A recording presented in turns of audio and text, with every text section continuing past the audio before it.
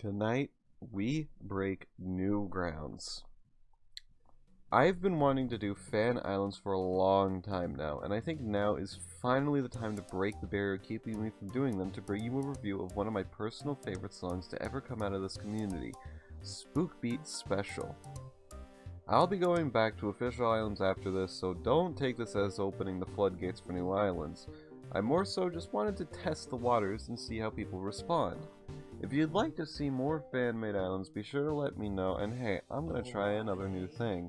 If this video gets 300 likes, I'll do another fan-made island, since that'll show how much people want to see it.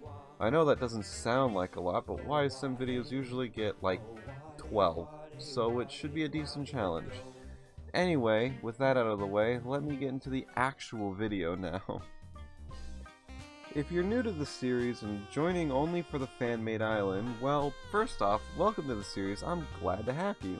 Second off, how we do this is basically me and my friends jumped in a call overnight and discussed every monster on the island, from the smallest tracks to the largest ones. We then compared these tracks to a list of qualifications classified under the standard compositional styling of music, creating a series of good and bad tracks that we then put into a ranking list of the bottom and top 3 performances on the island. For this specific episode, however, we need to extend the top 3 to a top 5 since there's just so much goodness in this island. Well, I guess it's not really an island, but hey, it's Halloween. Of course I'm going to do this one. Without further ado, let's continue on to the bottom 3 monsters on Spookbeat Special. So coming in at number 3, we have the minimalist Tom Shrum, who scrapes by with only a few notable moments and not much to really say outside of that. Outside of the beginning and maybe the trick-or-treat part, I don't really see any reason for this to exist in the song. It provides very little and ends up getting overshadowed by the much more powerful percussions like Faberage and Ribeiro. This doesn't necessarily make it bad, but it's far less noticeable than the other stuff. Number 2 is probably the most underwhelming quad this channel has, Baringa Bang. This monster itself has a groovy aura to it, but the absolute bare minimum it provides with percussion makes even Tom Shrum more memorable than it. With 2, arguably 3 full drum kits, the decision to make Baringa Bang another one is just confusing to me. On rubber it gets completely eclipsed by Ribeiro, and on this island it gets completely eclipsed by Faberage. Let's hope that something can save the rubber quad from absolute negligence, since Baringa Bang itself is just an inherently poorly planned, flawed idea. Seriously though, without looking it up and without seeing the individuals, I highly doubt anybody would ever be able to tell me exactly where it plays in the song, even with infinite time given. Number 1 is an odd choice because I honestly had no idea this monster was even in the song until it was literally pointed out to me in 5 different ways. Quiverette is literally so minimal and quiet that I genuinely had no idea it was in the song, and even when I did know, I had no idea where on earth it played. Apparently it plays in the Gemini verse and again in the second half of the Flanco verse, which I had to look up to write the script since it's borderline impossible to hear it in the full song. The composition itself isn't even that interesting, it's just this odd flourish to the melody that would be nice to an accent line if it was on literally any other instrument imaginable, but for some reason it just had to be on this shrill, quiet mosquito of a monster. You could remove this monster from the song and literally all you'd lose is a single sound in the trick-or-treat segment, and that's it. Dishonorable mentions include the following monsters. Jazzlebell has his really painful, concept-ruining design on this island, and I've despised this thing the second it got it. I only recently was able to finally convince Mantis to revert back to the old one, and I'm using this segment to express my outrage at this stupid cringe baby of a design. We had an argument a while ago over whether Borgabo or Camo played during the Gemini verse, and turns out it was actually both, funnily enough. Because both of these monsters do exactly the same thing, one of them has to be inferior to the other, and we chose Camo simply because Borgabo is the perfect instrument for this spooktastical song. Free Hugs Clown is only crying because it is in the dishonorable mention of YSM. This is canon now. You can literally ask Mantis, we made it canon. So, one thing you've probably noticed is that pretty much everything bad about the island is simply stuff the island doesn't need or could have utilized better. And that says a lot about the quality of this piece. When you try stuffing 22 monsters into a Halloween song, eventually you're going to start bloating it up with stuff you don't need. And this could have turned out far worse than it actually ended up being. I don't have any ill will against any of these monsters or Mantis for putting them in the song. In fact, he agreed with us on almost every complaint we brought up. Like I said, this is one of my favorite musical pieces to come out of this community, so I'm really excited to be getting into the best monsters on the song, as these ones are on the level and even past the level of some of the higher ranking tracks in official MSM. Alright, starting off at number 5, we have the swankiest of bass monsters, Slap Poda. This thing's track record on Mantis' channel is really impressive, with tons of amazing songs, and this one is up there as one of the best ones. Making a slap bass the main melody for the first portion of the song is such a genius idea at setting the tone, and I think it perfectly acts as a pacemaker for the song moving forward. Not only that, but the actual melody it provides is some of the top quality stuff we got going on, with a funky tune and interesting rhythm. It's a perfect testimony for what the song has to offer going forward. It has some more underlying tracks that provide less of an important role as the main one, but even those serve as the bass line amazingly and interestingly. All in all, Slap Poda is straight up one of the best bass bringing monsters around, and this island is a big reminder as to why that is. At number 4, we have the first majorly grabbing melodies, Camo. It doesn't have too long of an appearance, but the one we were given is straight fire. It moves along swimmingly with everything else that plays, pairing really pleasantly with things like Sclamp and Turntisk, and it professionally takes main melody line from Slap Poda, only to then give it back after it's done in a completely fulfilling and satisfying way. It's a long melody as well, going for the entire verse with no looping. Not even MSM does melodies that long, so to do so in a song as bloated with monsters as this one, and then having it also be working this well is quite the accomplishment. One other thing that really needs to be mentioned about Camo is more so the ability it has to play with another monster, specifically Jazabel in this case.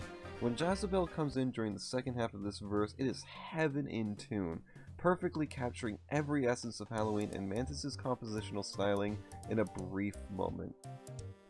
Number 3 is a less prominent figure in the song, this being Membrus. While not as attention-grabbing as the other two, Membrus' accent on every single verse it plays is just astounding.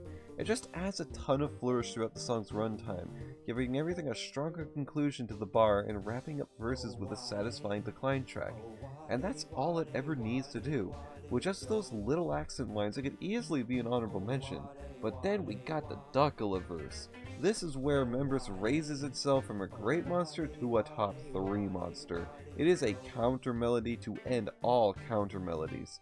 Duckula demands the most attention because of the inevitability of vocals being the center of focus, but it is Membrus that completely holds that verse together like super glue. You can't remove either from that verse, and that is the effective use of melody and counter melody. Membrus is a sick monster with a lot of complexity in its tracks on other islands, but Spookbeat proves that you can do very much more with very much less. Alrighty, number 2 is the bones of the song, the supporting structure that pulls it all together so well. Number 2 is Zoomizumi, who's perfect in every regard. This thing plays throughout the majority of the song, and it does everything from main melody to accent tracks to counterline to outright chords and rhythm. Zoomizumi conveys the feeling of the song perfectly, and it's no mistake that it plays throughout the first half so much. And it's basically an entire hook and built into a single monster.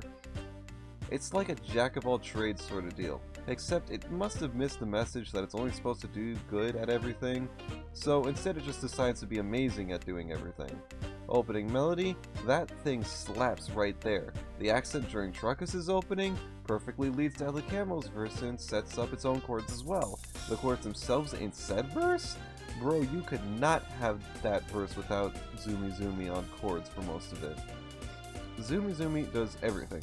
So the only question remains, how do you beat something that does everything? Well, about that.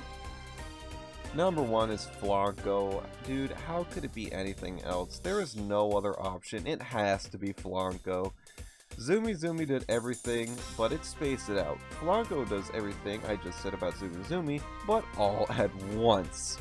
Reserving this thing for the end of the song was such a smart play because the build-up and anticipation for the finale is so expertly handled, and having this as the payoff is just... mwah, it's perfection. We've talked about some sick melodies in this video, but I don't think anything even remotely compares to Flanco. Flanco's melody is so absolutely energetic and hype-inducing that every time I hear it, I genuinely get chills when it hits those high notes. All of this is without mentioning its other amazing qualities, like the sound font itself being so good and the underlying chords it perfectly plays, matching up with everything else and genuinely making that ending verse the best verse in the entire community. Oh, did I just say that out loud? Yeah, well, I don't care because it's true. That ending verse is genuinely up there for being straight up one of the best single verses in the entire community. And you know who does all that work? That's right, Flanco. Honorable mentions include the following monsters. Truckus is always a joy to have in a song, as the sound font can easily carry this monster to a high-ranking slot. The chords and punches it adds to the opening parts are so sick, and the only reason it didn't land a top 5 spot was because it was already so bloated. Rabiro is like a counter melody but for percussions. It perfectly complements the more impactful guys by adding just that little extra bit to the song. I think that's such a cool way to balance out the fact that this song has both this monster and the next honorable mention. Yeah, I gotta mention Fub Barrage because this thing is literally the entire song's percussive line power a few verses. It honestly didn't need to pop off this hard on drums, but I'm really glad it did since the echoed effect on the toms add a huge amount to the song's aesthetic. Turntist's sound is just really funny, and using it to end off each bar of Ella Camo's melody is super creative and a sick way to keep the song flowing together naturally.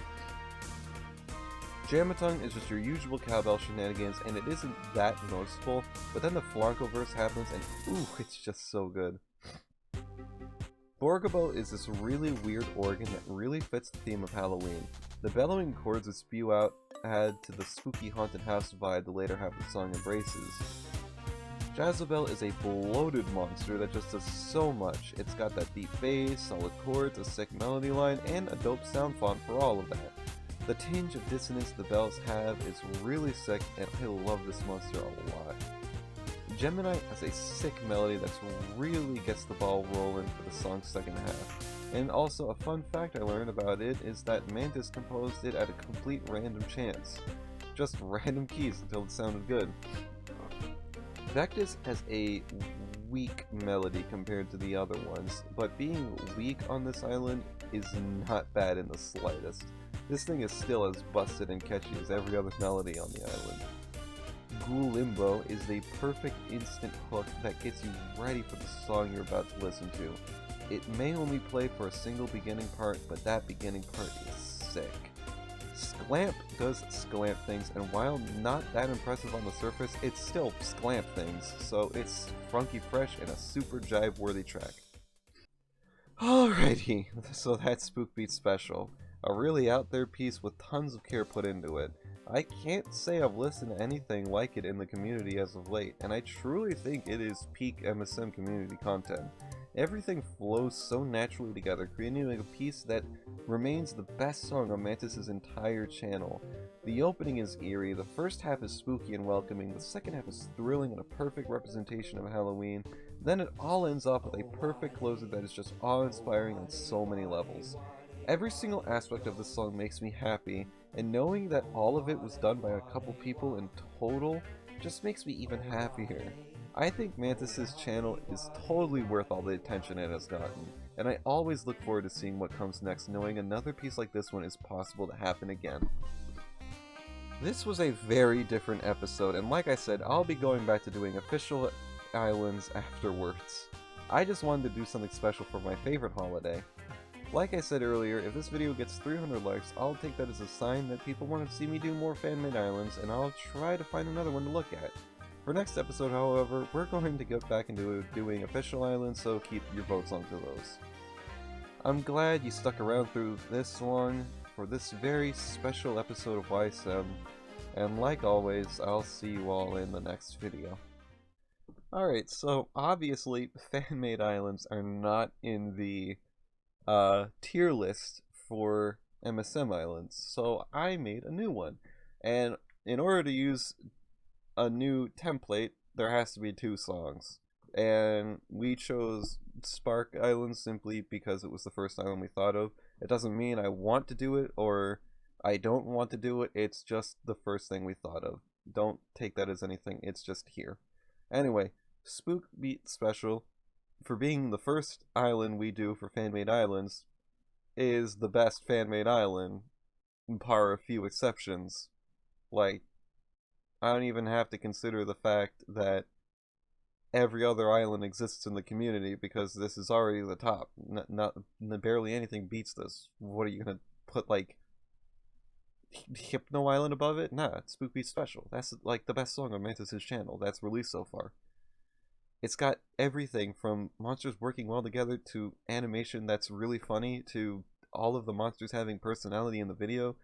It's a joy. It's a treat. It's a trick or treat.